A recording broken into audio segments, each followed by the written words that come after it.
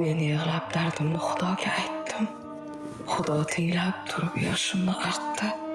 Meni o'tib ketgan shu yillar emas, boshimga kelgan bu dardlar qaratdi.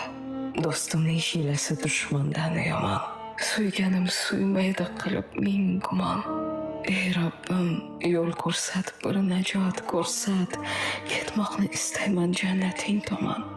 Razolatni urgan dunyodan bezdim. Kezdim, aylanib, har yerni kezdim.